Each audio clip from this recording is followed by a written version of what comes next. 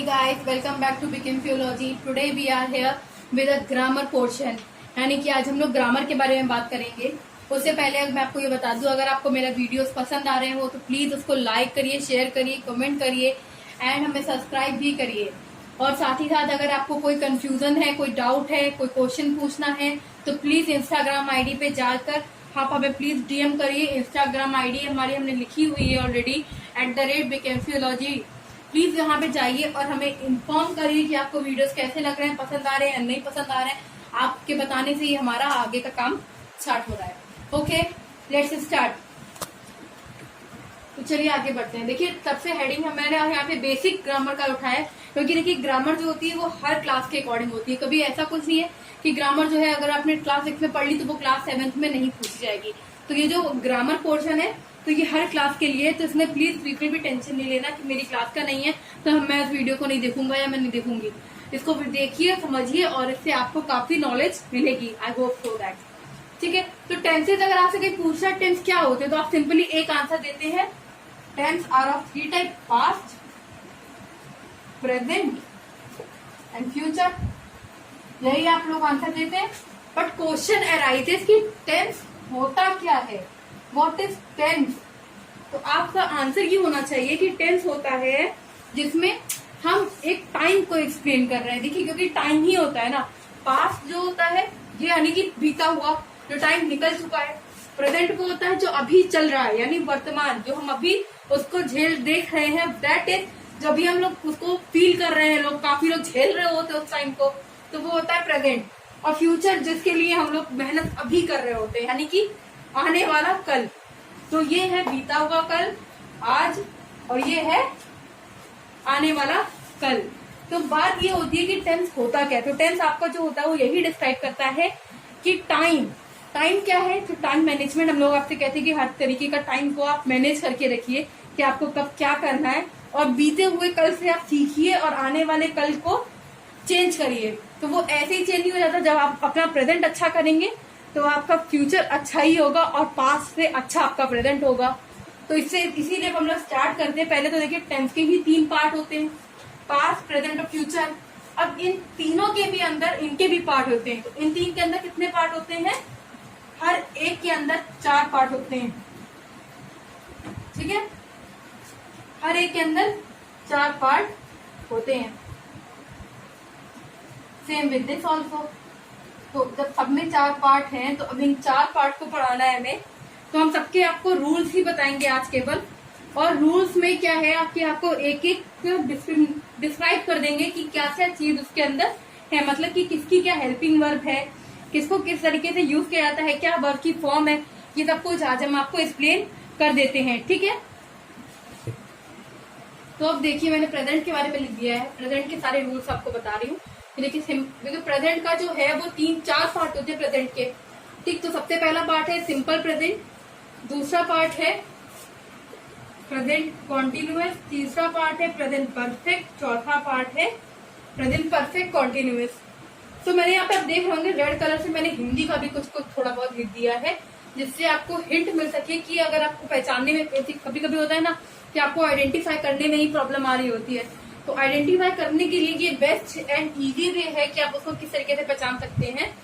तो देखिए simple present का क्या है कि अगर आपको लास्ट में सेंटेंस के लास्ट में अगर आपको ऐसा लगता है कि ता है, ते है, ती है और प्लस है, अगर ये चीज लिखी हुई है तो समझ जाइएगा कि ये सिंपल प्रेजेंट की बात हो रही है. या फिर अगर आपको हिंदी में मतलब नहीं तो मैं एक्सप्लेन करने के लिए लिखा है कि अगर आपको लग रहा है कि और आपको तरीका चाहिए पता करने के लिए तो सिंपल वे होता है कि आपको इसकी वर्ब की फर्स्ट फॉर्म मिल जाएगी उसमें. ठीक है, वर्ब की फर्स्ट फॉर्म होगी, उसमें यूज होती है वर्ब की फर्स्ट फॉर्म और इसकी हेल्पिंग वर्ब होती है डू या डज. ठीक है, जो कि मोस्टली इंट्रोगेटिव सेंटेंस के लिए यूज की जाती है. एक बहुत इंपॉर्टेंट क्वेश्चन ये होता है कि डू जो होता है वो एक वर्ब की तरह भी काम करता है. डू का मतलब होता है करना. तो ये हेल्पिंग वर्ब में जो वर्ड्स होते हैं इनका कोई वर्ड नहीं, इसका मतलब नहीं होता इन वर्ड का. अभी अगर आप पूछेंगे डज का क्या मतलब है तो आपको कुछ मतलब नहीं पता होगा. इसका क्या मतलब है कोई रीजन नहीं होता. कि केवल आपको ये डिफाइन करने के लिए सेंटेंस के बीच में यूज होते हैं अगर इसका यूज हुआ है तो समझ जाएंगे कि हाँ ये प्रेजेंट की बात है, वॉज का यूज हुआ है तो समझ जाएंगे कि ये पास्ट की बात है, और अगर विल का यूज हुआ तो समझ जाएंगे कि हाँ ये फ्यूचर की बात है, ये होने वाला है या ये हो रहा है या ये हो चुका है। ये आप इस तरीके से समझ में आता है। इनका कोई बेसिक रीजन नहीं होता है कि इनका क्या मतलब है, आपको पता होना चाहिए। बट हाँ, अगर आपको कभी सेंटेंस में डू लिखा मिल रहा है तो आप ये मत समझ जाइएगा कि वो हेल्पिंग वर्ब हो गई तो वो सिंपल प्रेजेंट टेंस हो गया। नहीं, सेंटेंस को समझने की कोशिश किया करिए अगर उसमें कभी ऐसा है, क्योंकि ये इंट्रोगेटिव वर्ड में यूज होते हैं। अगर आपसे कभी क्वेश्चन आता है, पहला क्वेश्चन अगर आपसे कभी पूछा गया कि डू यू नो हिम, ठीक है, तब ये क्वेश्चन जो हो गया ये आपका आता है सिंपल प्रेजेंट में, ठीक है, क्योंकि यहाँ पे आपको कुछ भी ऐसा नहीं दिख रहा होगा क्योंकि पास्ट की बात कर रहे होंगे या फ्यूचर की बात कर रहे होंगे या किसी और चीज की बात कर रहे हैं। यहाँ पे आपको सिर्फ यही दिख रहा है कि डू है जो कि एक हेल्पिंग वर्ब की तरह से यूज किया गया है, ठीक है। तो अगर आप इसके आगे हम बात करते हैं प्रेजेंट कॉन्टिन्यूअस की, ये आपको सिंपली क्लियर हो गया होगा। होप सो कि बहुत इजी वे में मैंने आपको बताने की कोशिश करी है। नहीं आया आप मुझे मैसेज करिएगा, डीएम करिएगा इंस्टाग्राम पे। अगर आपको तब भी नहीं आता तो मैं आपको इसके लिए एक पर्सनल वीडियो बना दूंगी, ठीक है। Next, present continuous tense. Present continuous tense का मतलब है कि रहा है, रहे हैं या रही है।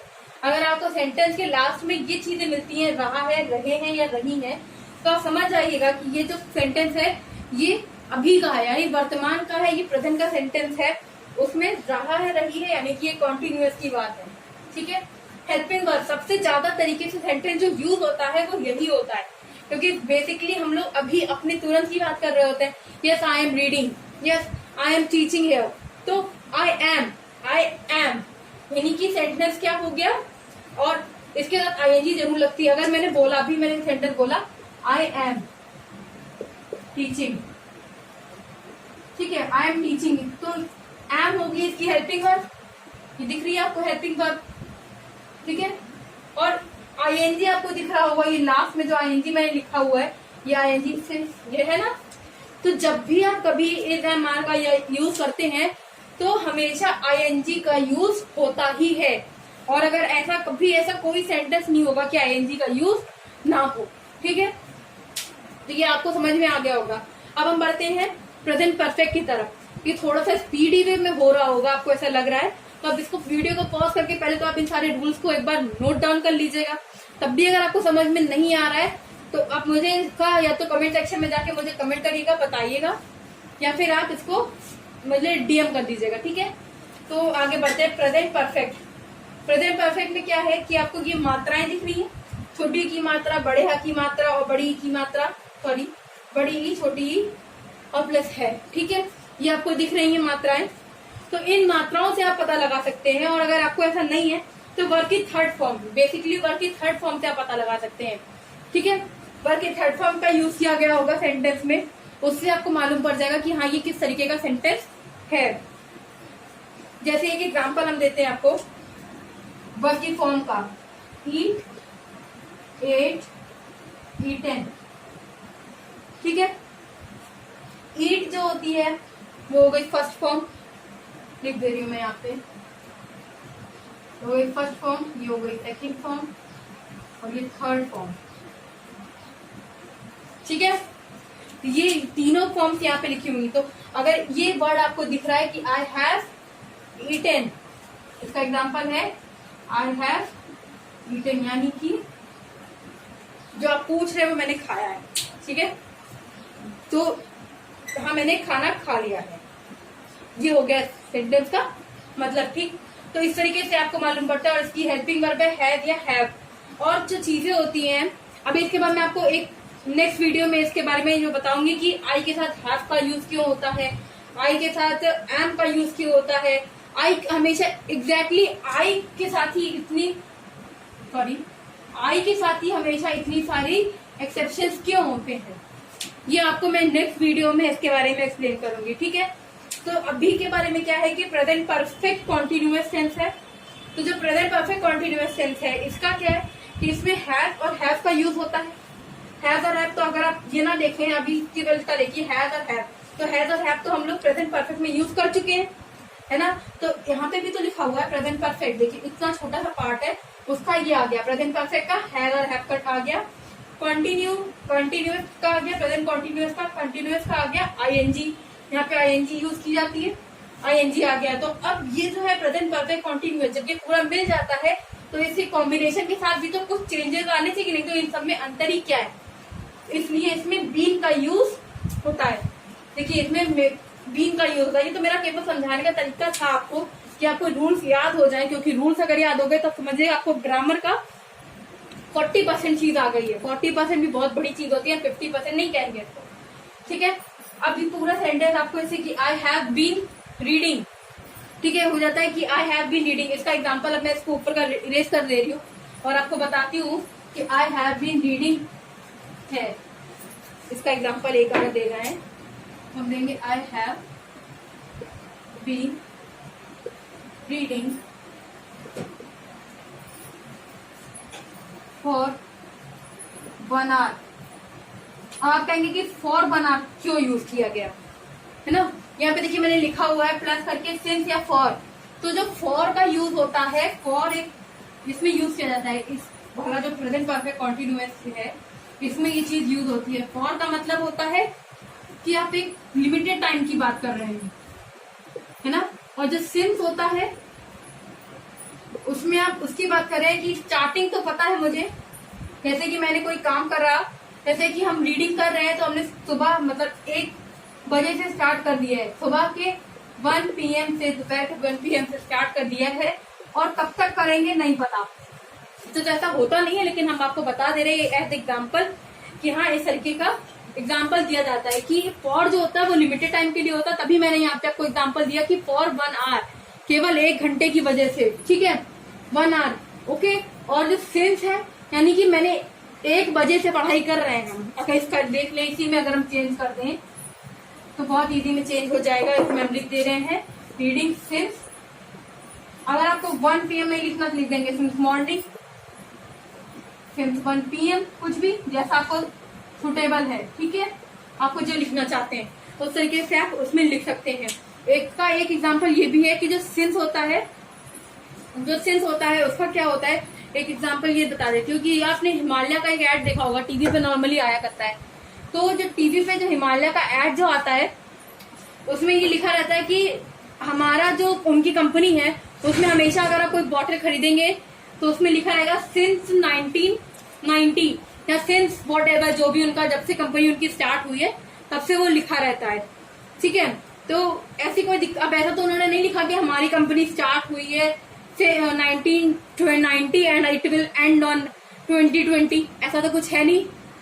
तो वही उन्होंने स्टार्टिंग का लिख दिया, इसलिए वहां पे सिंस का यूज होता है और यहाँ पे फॉर का यूज किया था, ठीक है। ऑलराइट, तो अब मैं इसमें पास्ट के बारे में जो है आपको नेक्स्ट वीडियो में एक्सप्लेन करूंगी। बाकी प्रेजेंट के बारे में मैंने आपको पूरा एक्सप्लेन कर दिया है। प्रेजेंट को आप बहुत अच्छे से देखिएगा और इसकी जो एक्सरसाइज है, इसके लिए मैं प्रेजेंट की जो एक्सरसाइज होगी, मैं एक बुक का यूज कर रही हूँ आपके लिए एक्सरसाइज बनाने के लिए। उस बुक का नेम है रेन एंड मार्टिन और वो बहुत बढ़िया बुक है मेरे हिसाब से, आपके लिए one of the best book रहेगी। मैं उसके एक्सरसाइज जो है वो आपको इंस्टाग्राम आईडी पे पोस्ट कर दूंगी, आप उसको पे जाके उसको देखिएगा और वहां पे उसको सॉल्व करिएगा। उसके बाद मुझे इसको सेंड करिएगा, DM करिएगा मुझे इंस्टाग्राम पे और मैं आप उसको करेक्ट करके आपको बता दूंगी कि सही है या नहीं, ठीक है। और अगर आपको मेरा वीडियो पसंद आया है तो प्लीज लाइक करिए, शेयर करिए, कमेंट सेक्शन में जाके मुझे बताइए कि आपको वीडियो पसंद आया या नहीं। और अगर कुछ चेंजेस करने तो भी आप मुझे उसमें कमेंट सेक्शन में बताइएगा। और बाकी आप सब्सक्राइब करिए और प्लीज बेल आइकन को भी प्रेस कर दीजिएगा। Okay, till then bye bye, tata, see you, we will meet with our next video. Okay.